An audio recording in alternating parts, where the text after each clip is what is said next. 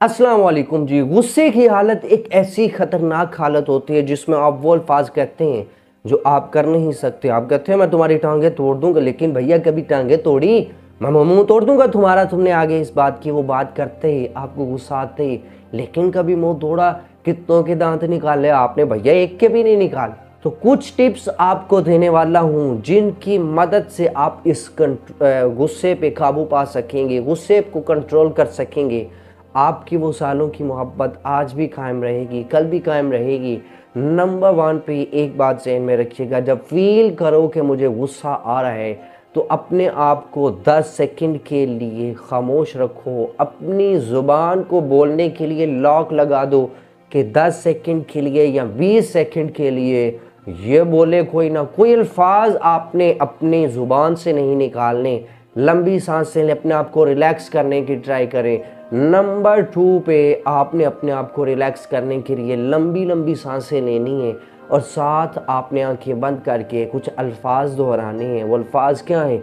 Please calm down, please calm down, सब्र करो, सब्र सब्र सब्र। ये अल्फाज दोहराते जाएंगे। माइंड को जब आप कमांड देते रहेंगे कि अब रिलैक्स होने का कमांड मिल रहा है, सब्र करने का कमांड मिल रहा है, काम डाउन होने का कमांड मिल रहा है, तो आपका माइंड जो है वो आपकी बॉडी को काम डाउन करना स्टार्ट कर देगा, आपको रिलैक्स करना स्टार्ट देगा। उस गुस्से का जो लेवल अप हुआ था उस लेवल को वो लो करना स्टार्ट कर देगा। नंबर 3 पे अभी भी आपको लगता है कि थोड़ा बहुत गुस्सा है, अगर मैं बोला तो अल्फाज उल्टे निकालूंगा, तो आपने अपनी जगह को चेंज करना है। आप यहाँ से हिलें और किसी और जगह चले जाएं, क्योंकि नए सीन जब आप देखेंगे, नई जगह पे जाएंगे, नई चीज़ें सामने आएंगी, तो माइंड भी अपने आप को फ्रेश करने लगेगा, उन नई चीज़ों की तरफ माइल करने लगेगा और गुस्से से पीछे हटने लगेगा।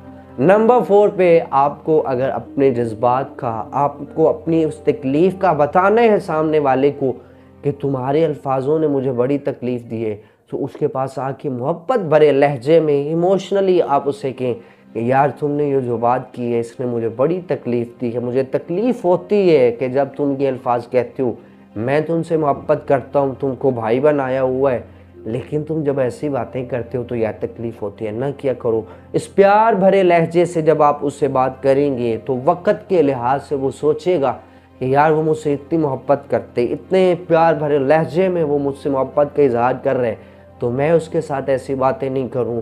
इन 4 टिप्स से आप गुस्से पे भी कंट्रोल पा लेंगे और सामने वाले के दिल में मोहब्बत भी पैदा कर लेंगे।